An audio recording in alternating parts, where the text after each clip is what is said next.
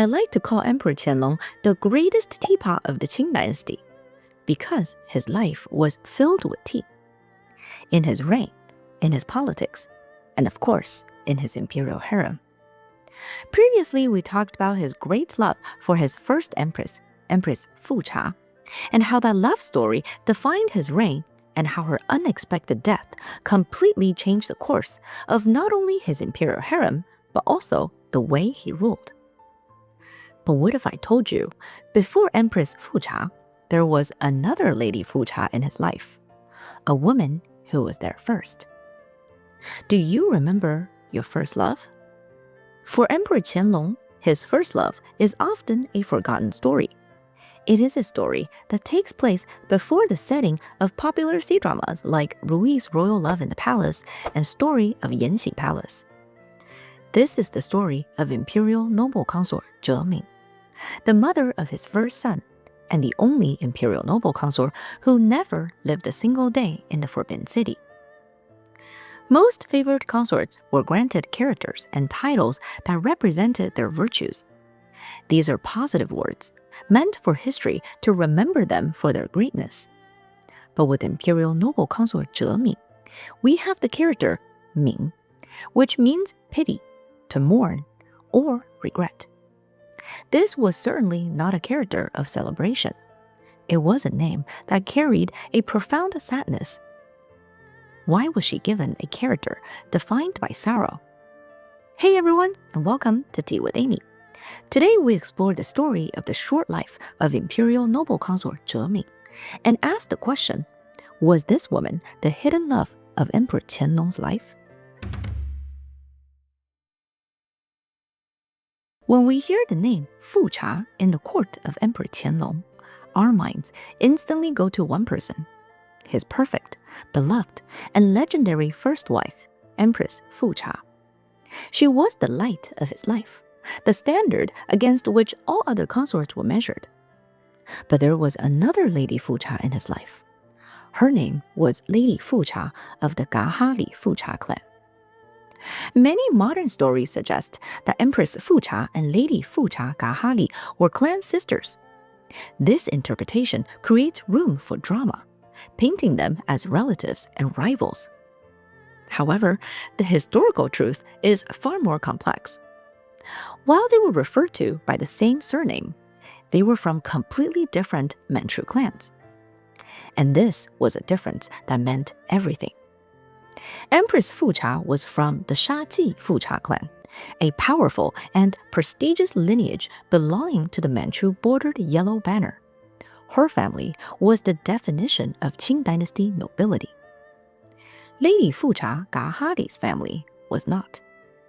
The Gahali Fuca clan was a minor, remote branch of the great Fuca surname group, and more importantly, they were bondservants of the imperial household, belonging to the Manchu plain yellow banner. Pretty much the opposite of Qing dynasty nobility. Because of her family's status as bondservants, Lady Fuca Gahali did not participate in the imperial draft, and was instead drafted through the Neiwufu Shenshou. To learn more about bondservants and the imperial draft, check out my other video here. Around the year 1725, when she was around 14 years old, the young Lady Fuca Gahali was selected to enter the residence of the 14-year-old Prince Hongli, the future Emperor Qianlong.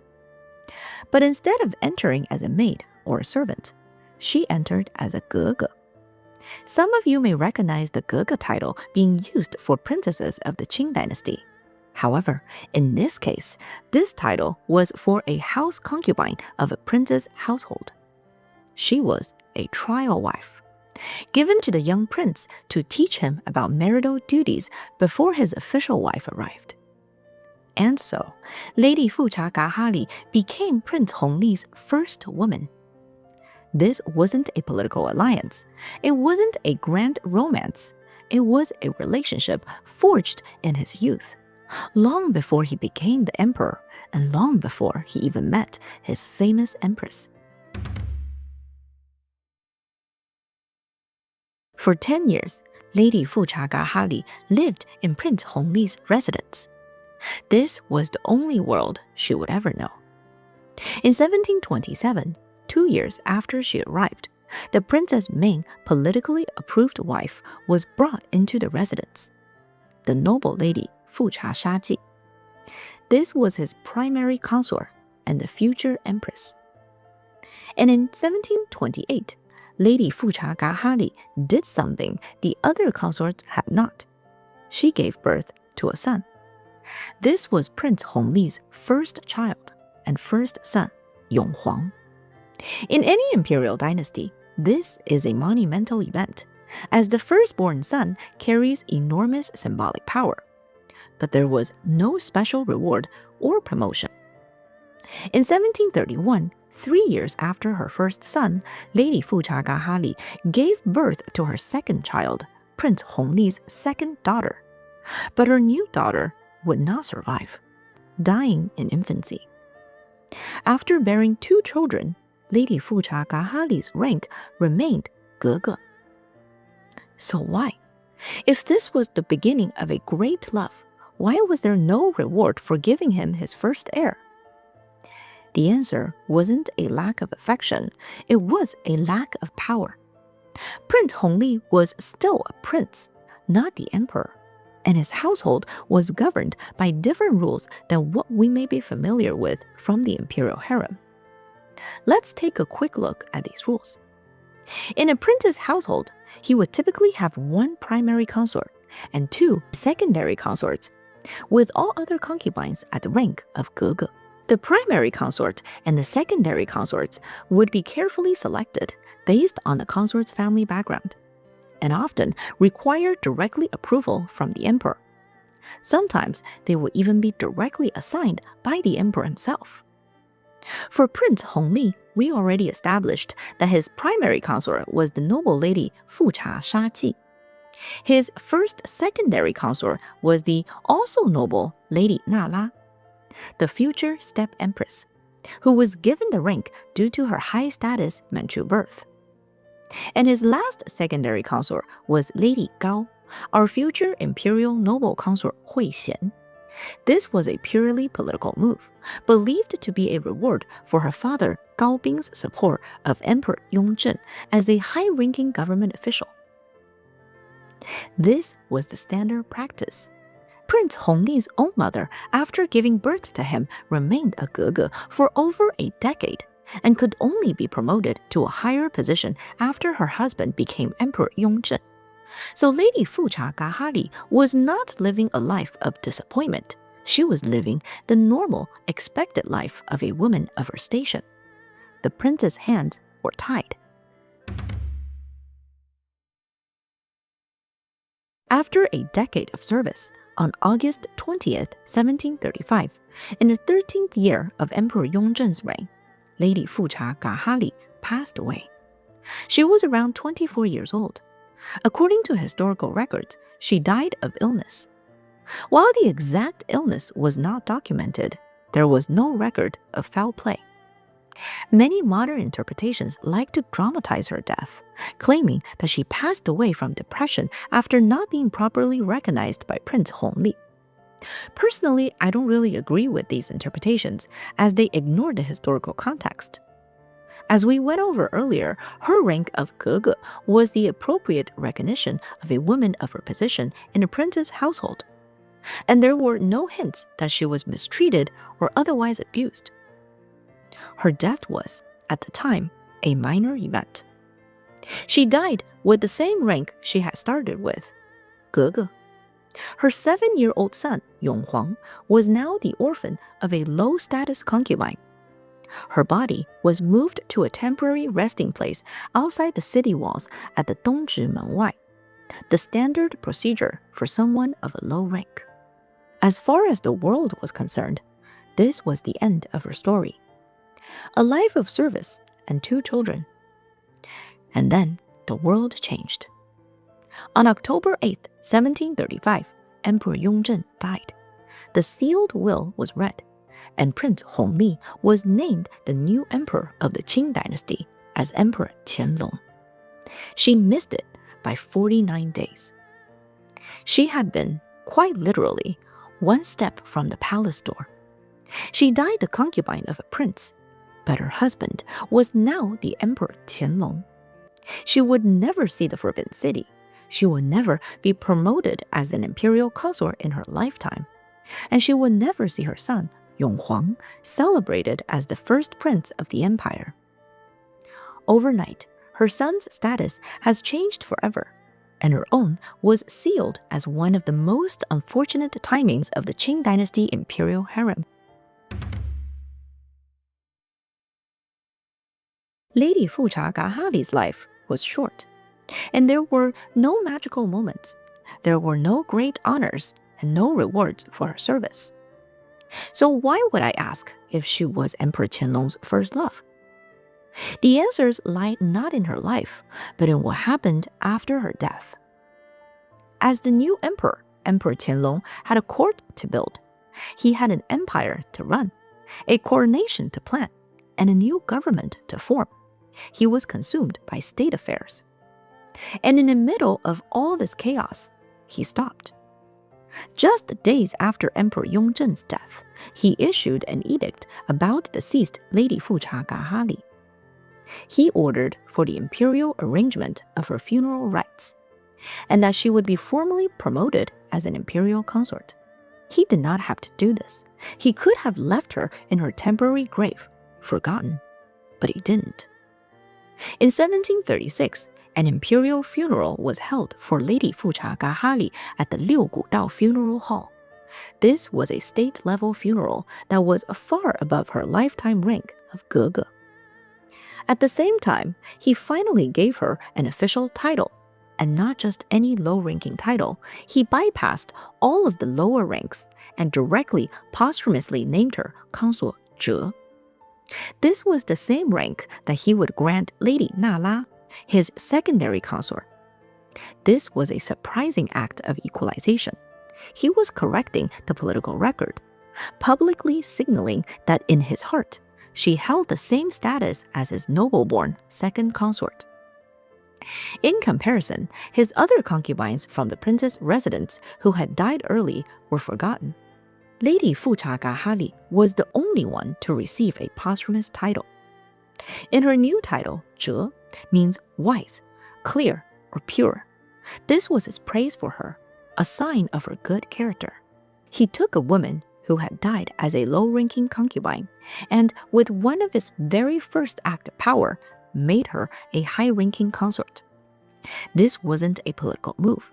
This was personal. But that's not all. 10 years later, in 1745, Emperor Qianlong issued a second edict.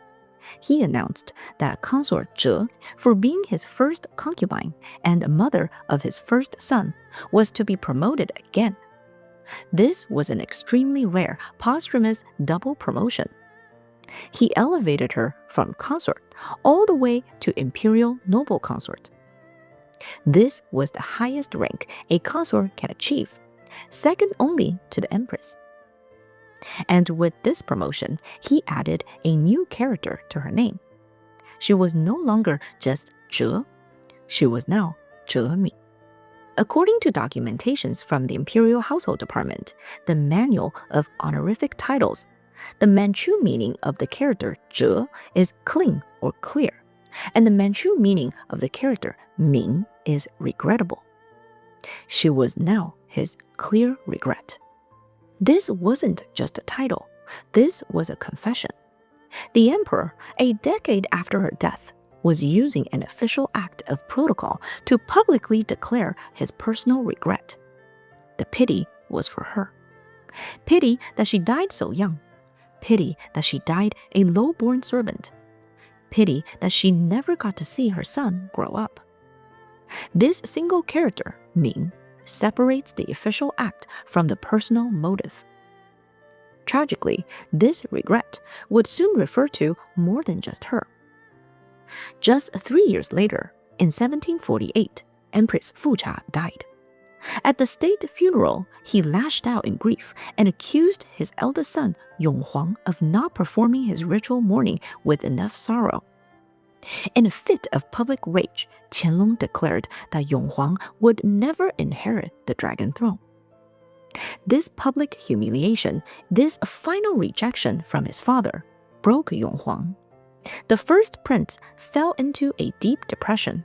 He got sick and passed away just 2 years later at only 21 years old. The death of Yonghuang shocked Emperor Qianlong back to reality. He was overwhelmed with regret for what he had done.